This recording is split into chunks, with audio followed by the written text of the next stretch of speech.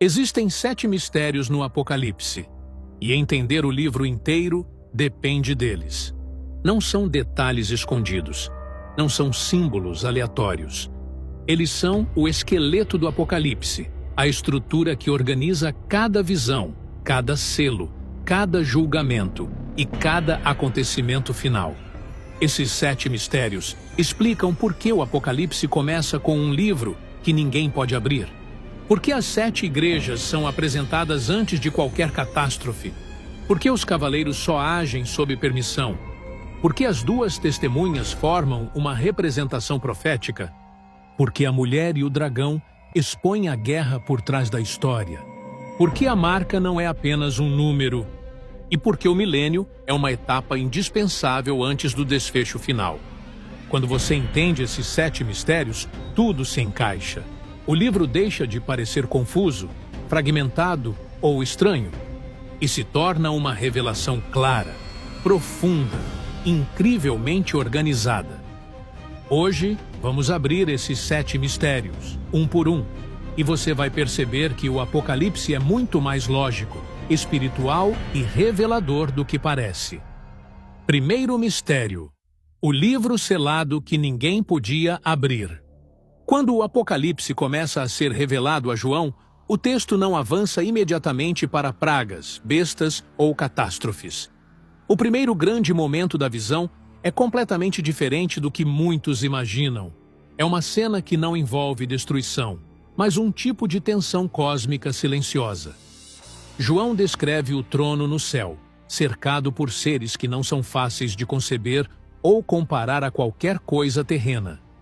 O ambiente parece funcionar segundo leis próprias, onde luz, som e movimento têm uma qualidade quase viva. É nesse cenário que surge um dos elementos mais importantes de todo o livro. Um rolo escrito por dentro e por fora, e selado com 7 selos, que está na mão do ser que reina sobre o trono. Este rolo não é apenas um documento simbólico. No contexto bíblico, ele representa algo como o registro oficial do plano de Deus para o mundo. No Antigo Oriente, rolos selados eram usados em contratos legais, decretos reais e documentos que continham informações decisivas. O que está em jogo no capítulo inicial do Apocalipse é, portanto, a execução definitiva da vontade de Deus para a história. Quando um anjo proclama em alta voz: "Quem é digno de abrir o livro e romper os selos?" A pergunta é mais profunda do que parece. Não se trata apenas de encontrar alguém capaz, mas alguém que tenha autoridade moral e espiritual para tocar no documento que governa o destino da criação. E a resposta é surpreendente. Ninguém. Nenhum ser espiritual, nenhum anjo, nenhum líder humano, ninguém no céu, na terra ou debaixo da terra se apresenta como digno. É por isso que João começa a chorar. Não por medo do fim, mas porque a ausência de alguém que pudesse abrir o livro significaria que a história ficaria suspensa. Nada avançaria. A justiça não seria aplicada. A restauração não aconteceria. O destino ficaria travado. É aqui que surge o primeiro mistério oculto do Apocalipse. O Apocalipse não começa com juízo, mas com um impasse. Não começa com catástrofe, mas com a busca por alguém digno de conduzir a história. E é nesse momento que aparece a solução inesperada. Um dos anciãos informa a João que há, sim, alguém digno, o leão da tribo de Judá, aquele que venceu. Só que quando João olha, ele não vê um leão. Vê um cordeiro que parece ter sido morto, mas que está vivo. Esse detalhe é fundamental. O Apocalipse revela que a autoridade sobre o destino final da humanidade não está nas mãos de alguém que conquistou poder pela força ou pela guerra, mas de alguém que venceu através do sacrifício e da entrega. O poder para abrir o livro não vem da dominação, mas da redenção. E esse é o ponto central do primeiro mistério. Enquanto muitos enxergam o Apocalipse como um livro de caos e destruição, o texto apresenta algo diferente. O futuro só se desdobra, porque alguém foi considerado digno. E essa dignidade não está baseada em força, mas em caráter, entrega e vitória moral. O Cordeiro, então, toma o livro.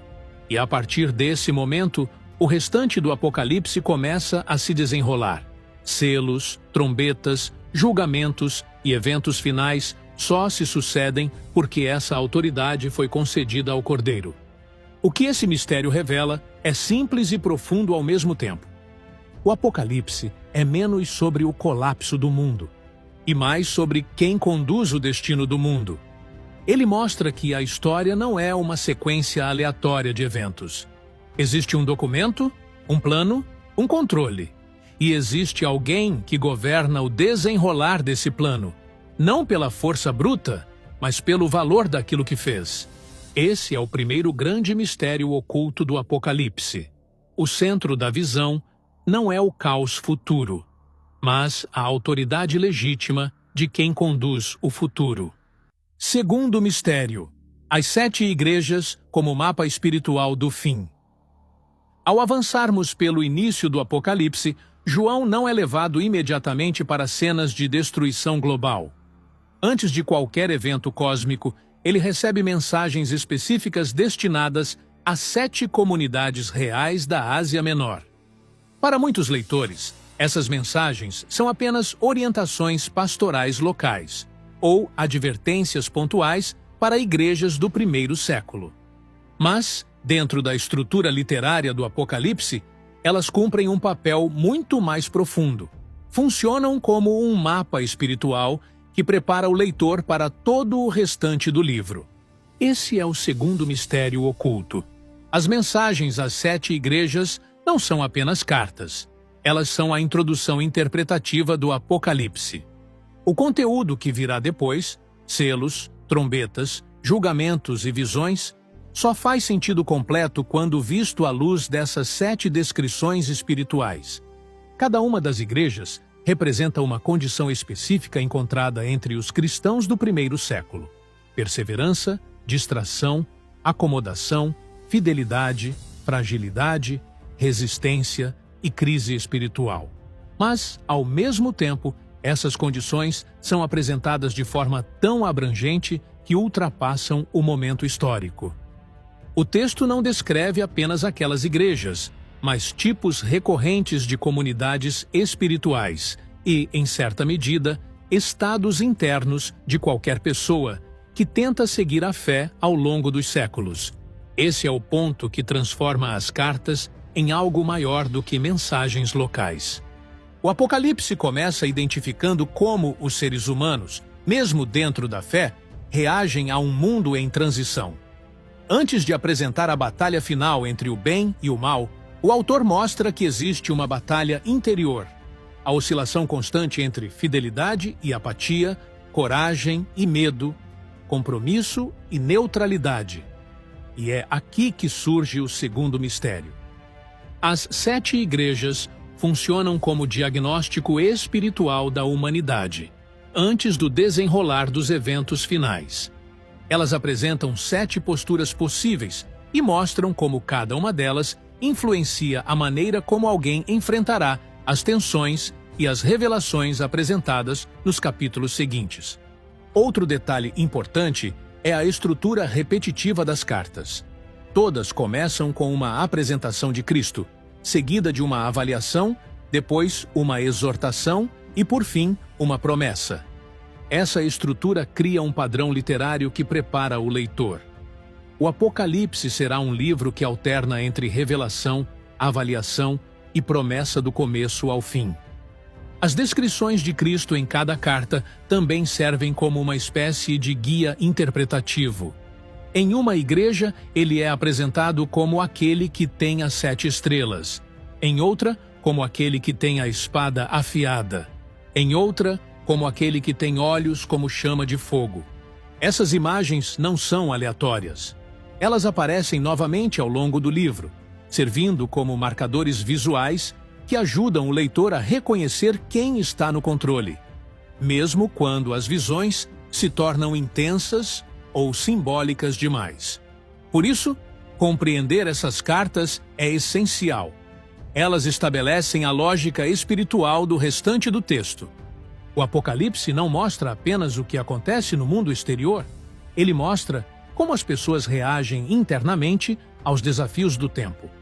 O livro inteiro pode ser lido como a trajetória de uma humanidade dividida entre esses 7 padrões espirituais, cada um com suas forças, fragilidades e escolhas. O segundo mistério oculto, portanto, é que o Apocalipse não começa descrevendo o colapso do mundo, mas o estado espiritual de quem vive no mundo. Antes das catástrofes, o livro apresenta uma pergunta implícita: como cada tipo de pessoa enfrentará o que está por vir? As 7 igrejas são uma espécie de mapa, não geográfico, mas moral e espiritual, que prepara o leitor para compreender o desenvolvimento dos acontecimentos finais. Assim, o Apocalipse apresenta seu ensinamento fundamental. Não é possível interpretar o fim sem entender o estado interior de quem caminha em direção a ele. Terceiro mistério: o quarto cavaleiro e a dinâmica da permissão. Quando os selos começam a ser abertos, as visões se tornam mais conhecidas do público em geral. Os 4 cavaleiros do Apocalipse aparecem com força simbólica, representando ciclos recorrentes da história humana: conquista, guerra, escassez e morte. Mas, entre eles, um se destaca por causa do impacto que provoca na percepção de quem lê. O cavaleiro montado em um cavalo esverdeado, associado à morte, acompanhado pelo Hades. Este é o terceiro mistério oculto do Apocalipse. O quarto cavaleiro não age sozinho, ele age sob permissão. Há um detalhe textual que muitas vezes passa despercebido. Quando os primeiros selos são abertos, cada cavaleiro recebe algo: autoridade, espada, balança ou permissão. Nenhum deles surge impondo seu próprio poder. Cada ação é limitada, concedida e supervisionada. O quarto cavaleiro, em particular, não é descrito como um agente autônomo que espalha destruição por vontade própria. Ele recebe autoridade sobre a 4ª parte da terra, um limite específico, definido e controlado. Esse detalhe altera completamente a interpretação do símbolo. A imagem do cavalo esverdeado não representa um caos desgovernado. Ela descreve a fragilidade contínua da vida humana, que sempre conviveu com doenças, mortes inesperadas, colapsos sociais e crises que lembram o leitor de que o mundo é instável. Mas, dentro da visão, essa instabilidade não opera como força independente. Ela é limitada e enquadrada dentro do desenrolar do plano que já estava no livro selado. A compreensão desse ponto muda o foco da narrativa. Alguns leitores interpretam os cavaleiros como entidades que trazem destruição por iniciativa própria, ou como forças cósmicas que escaparam a qualquer controle.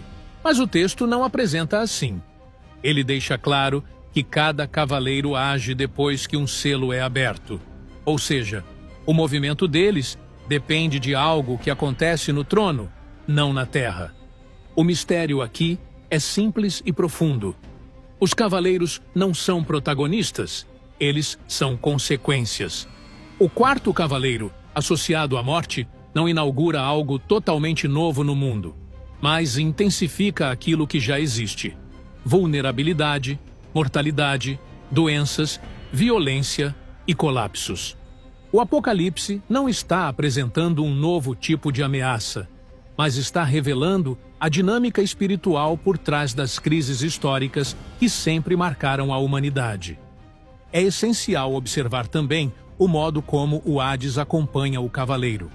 O texto não diz que eles são iguais ou que têm o mesmo nível de autoridade. O Hades segue após ele, como se representasse o efeito secundário natural da ação do cavaleiro. Isso reforça que a imagem é simbólica, explicando processos do mundo real que o leitor já conhece. A morte é uma consequência constante na história humana, e o sepultamento, ou o destino final, acompanha essa realidade. Esse terceiro mistério, portanto, não está na aparição do cavaleiro, mas na maneira como ele aparece. O texto não descreve a morte como um poder absoluto ou soberano, mas como algo que age em limites definidos, dentro de uma estrutura que já estava decretada no livro. A morte não guia a narrativa, ela apenas caminha dentro dela.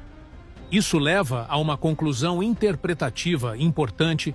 O Apocalipse não apresenta um universo em descontrole, mas um universo ordenado, mesmo quando parece caótico.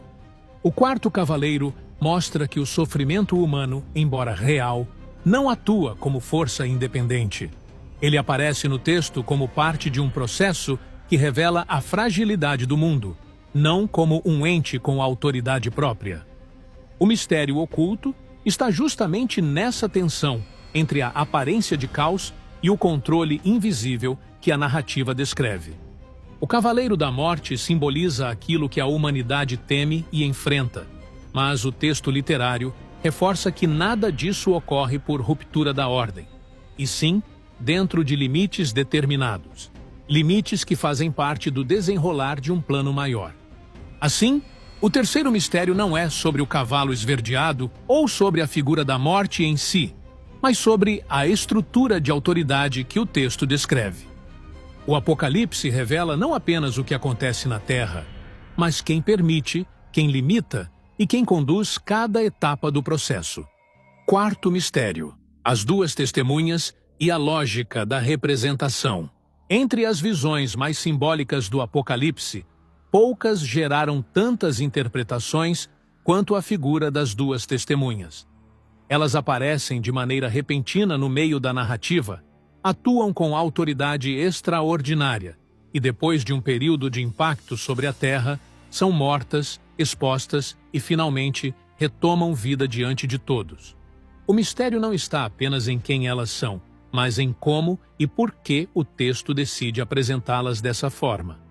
Este é o quarto mistério oculto. As duas testemunhas não são introduzidas como indivíduos isolados, mas como uma representação dupla, que sintetiza a função profética ao longo de toda a história bíblica. Para entender isso, é necessário observar a estrutura literária em que elas surgem. A cena das testemunhas está inserida em uma sequência de interrupções narrativas que aparecem ao longo do Apocalipse. Essas interrupções não fazem a ação parar. Elas funcionam como cortes de câmera, trazendo camadas explicativas enquanto a narrativa principal avança. As duas testemunhas fazem parte desse tipo de recurso. Quando o texto as apresenta, ele não se preocupa em nomeá-las. Em vez disso, oferece descrições simbólicas. Elas são chamadas de duas oliveiras e dois castiçais que estão diante do Senhor. Esses termos remetem diretamente a um contexto do livro de Zacarias, onde oliveiras e castiçais representam agentes levantados por Deus para cumprir tarefas específicas em momentos decisivos da história. A escolha de representar as testemunhas como oliveiras e castiçais indica que sua identidade principal não está em suas características individuais, mas em sua função. Elas assumem um papel duplo. Primeiro, representam a proclamação da mensagem. Segundo, representam a confrontação com o poder opressivo que domina o mundo. Essa duplicidade é essencial para entender o mistério. Ao longo de toda a Bíblia, a ação profética costuma aparecer em forma de dupla confirmação, como se a autoridade da mensagem fosse reforçada sempre que ela viesse acompanhada de duas testemunhas, duas vozes, duas confirmações. Não é à toa que o testemunho é um conceito jurídico e comunitário, nunca individual. O Apocalipse utiliza essa estrutura para apresentar algo maior do que duas figuras históricas. Ele revela um padrão. O testemunho profético sempre se manifesta em dupla, representando não apenas indivíduos, mas a continuidade da mensagem contra forças que tentam silenciá-la. Outro ponto significativo é a maneira como as testemunhas exercem autoridade. Elas realizam atos que remetem a episódios clássicos do Antigo Testamento: fechar o céu para que não chova, transformar água em sangue e ferir a terra com pragas. Essas ações ecoam os relatos de Elias e Moisés, figuras que simbolizam, respectivamente, o profetismo e a legislação. Isso não significa que as testemunhas sejam literalmente esses personagens, mas que elas carregam o arquétipo dessas funções: advertir, confrontar e evidenciar justiça diante de um sistema que resiste a qualquer revelação divina. A morte das testemunhas também carrega um simbolismo importante.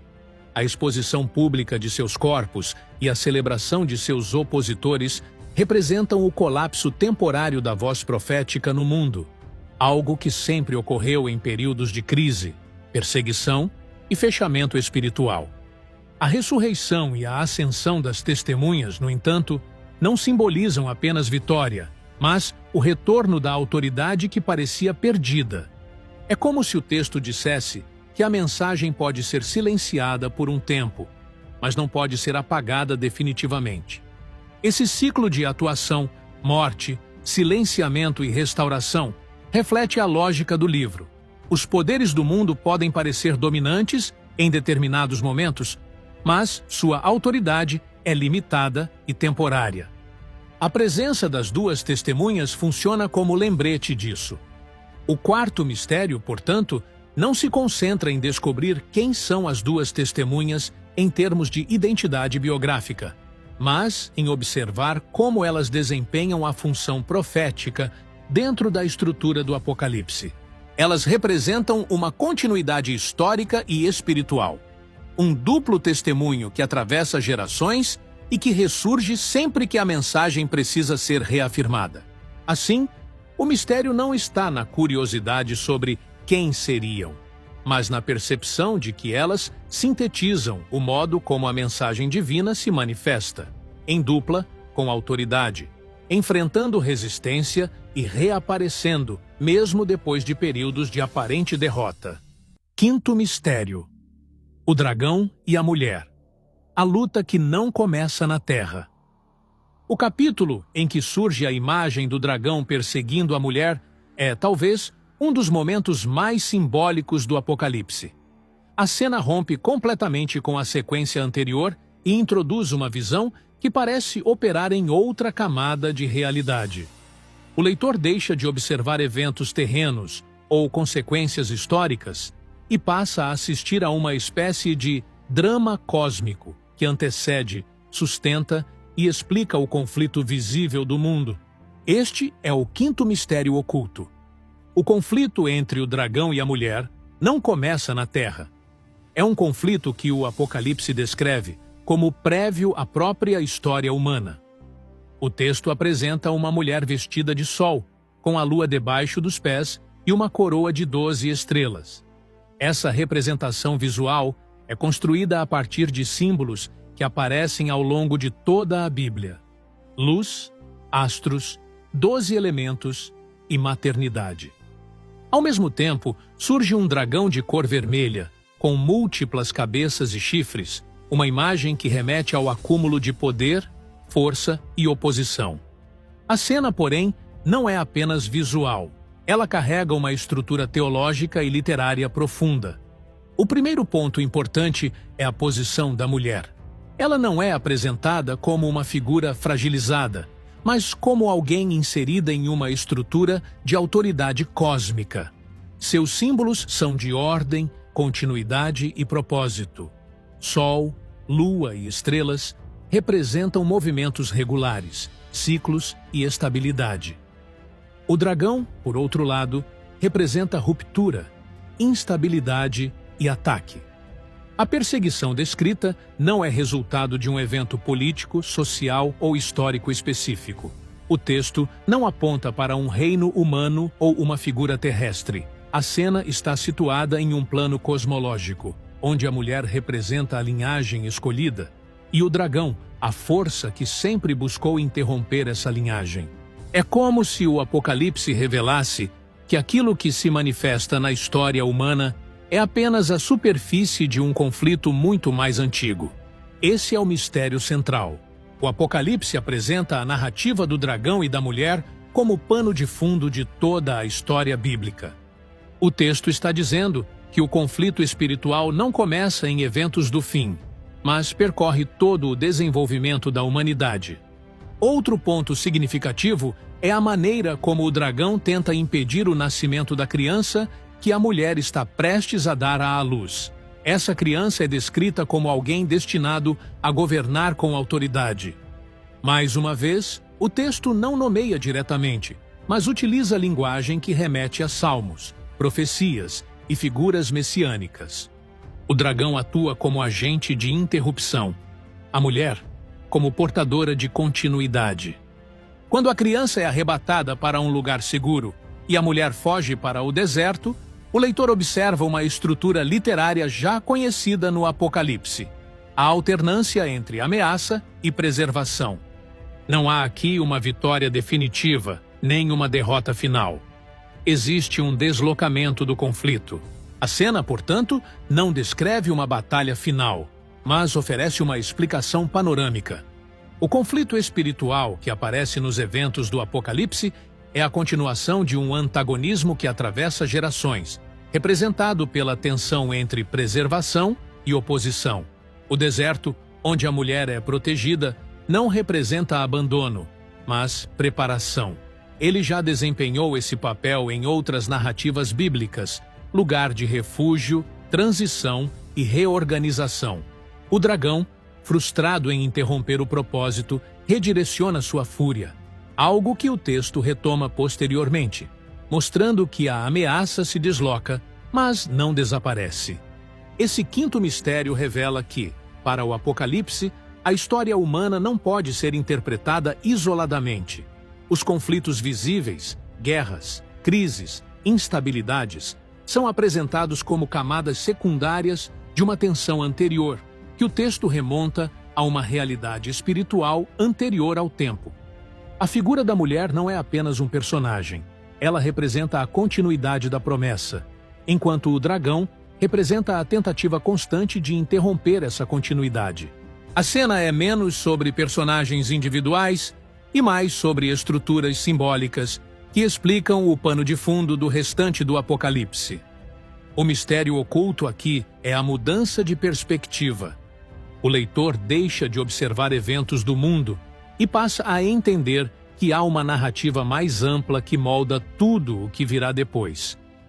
A perseguição nos capítulos posteriores, a ascensão de poderes opressores e até a resistência descrita pelo texto se tornam compreensíveis à luz dessa visão. Assim, o quinto mistério apresenta a chave para entender as tensões do restante do livro. O Apocalipse interpreta o presente como reflexo de um conflito que antecede o próprio tempo. Sexto mistério: a marca que não é apenas um sinal.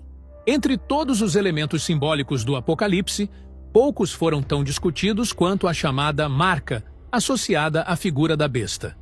O tema atravessa gerações, desperta hipóteses, teorias e especulações modernas.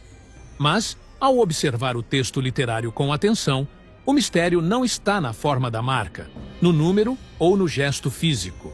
O mistério está na função que a marca desempenha dentro da estrutura do Apocalipse. O sexto mistério oculto é este: a marca não é apresentada como um objeto tecnológico, mas como um mecanismo de pertencimento.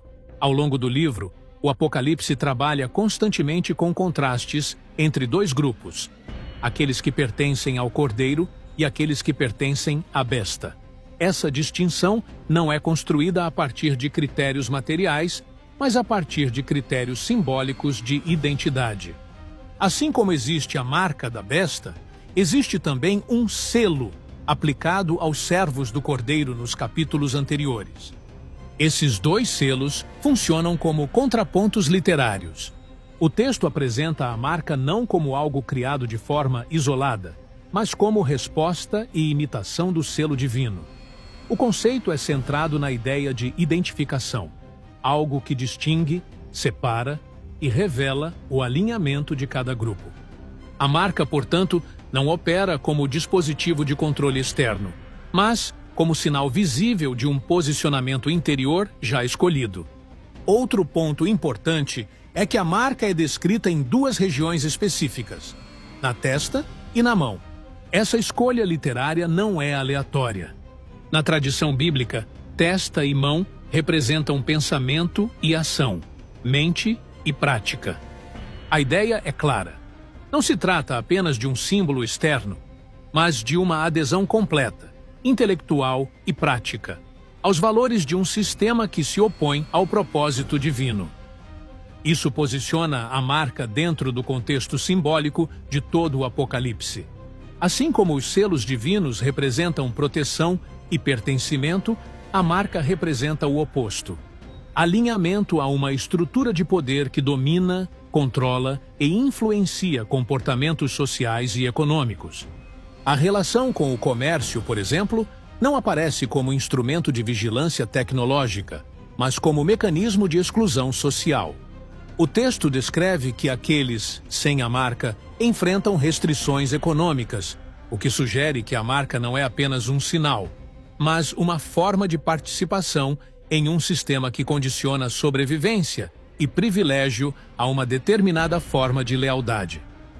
A menção ao número do homem, associado ao cálculo da marca, também é frequentemente interpretada de forma literal, mas dentro do contexto literário do Apocalipse, o número funciona como símbolo de imperfeição ou de incompletude, algo que tenta imitar a autoridade, mas nunca alcança plenitude.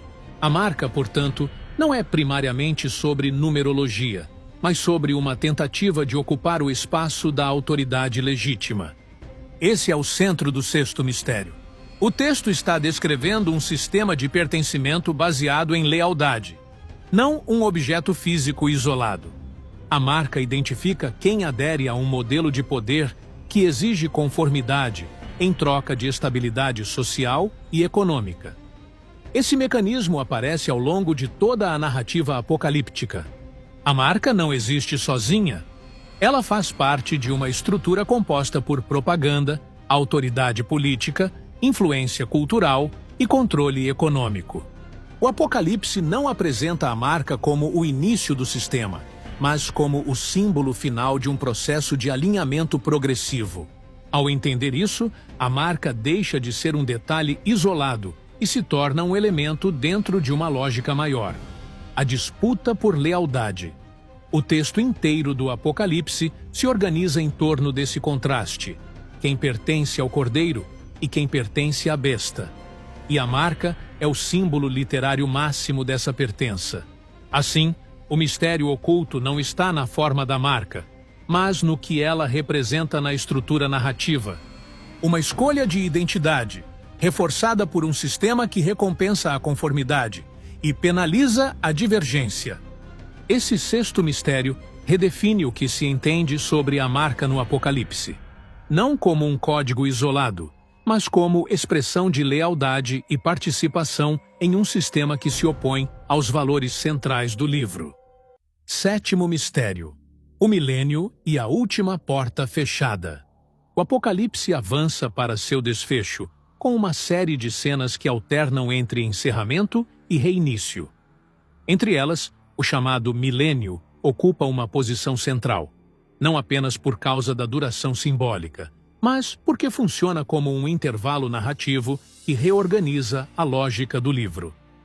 Mais do que um período cronológico, o milênio é apresentado como uma fase de transição, delimitada, observada e controlada.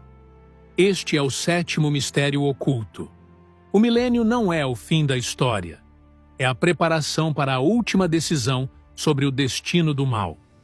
O texto descreve que, após uma sequência de eventos de grande escala, ocorre um encarceramento temporário do dragão.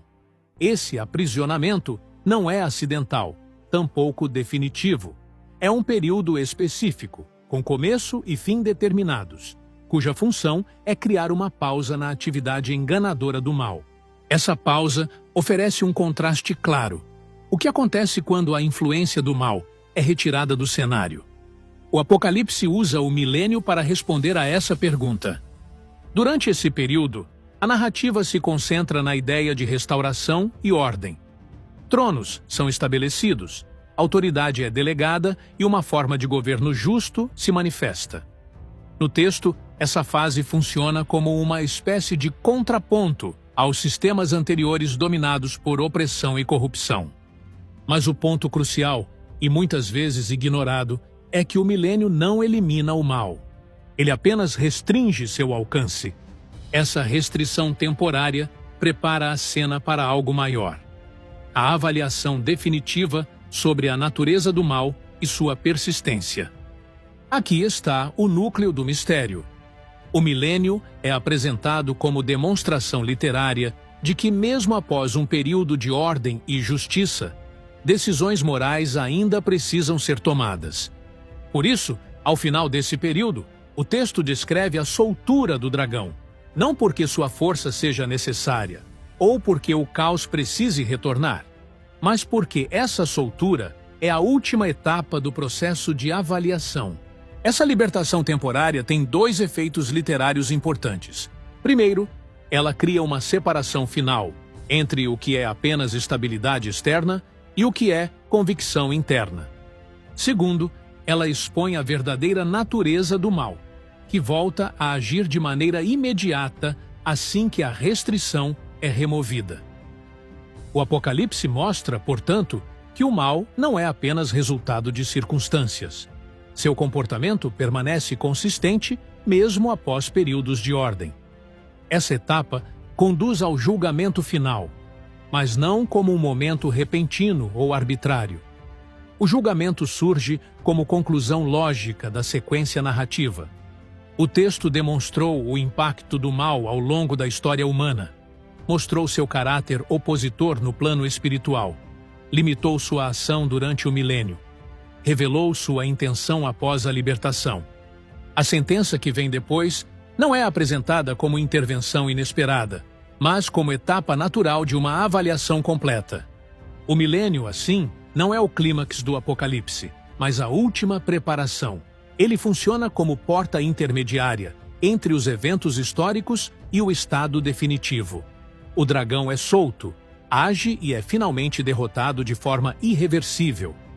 Em seguida, ocorre o que o texto chama de novo céu e nova terra, uma etapa que não tem retorno nem reinício. O sétimo mistério revela, então, que o milênio é menos sobre cronologia e mais sobre estrutura narrativa.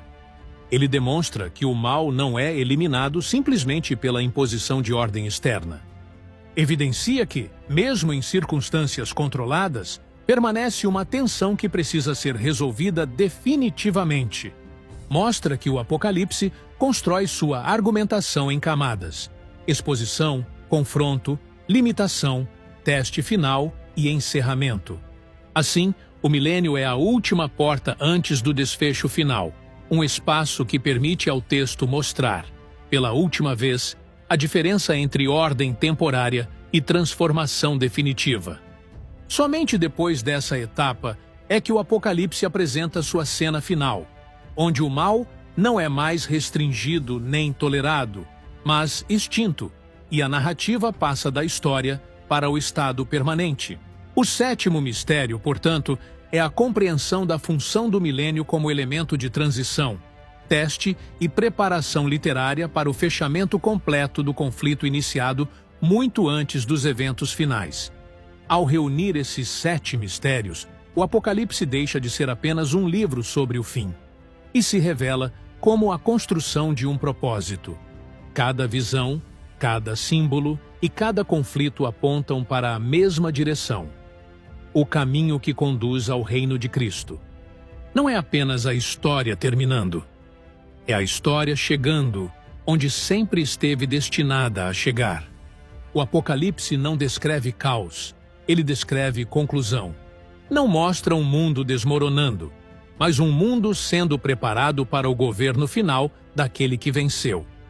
E quando esses mistérios se alinham, enxergamos o texto como ele realmente é: uma narrativa que atravessa eras e converge em um único ponto: o estabelecimento definitivo do reino de Cristo.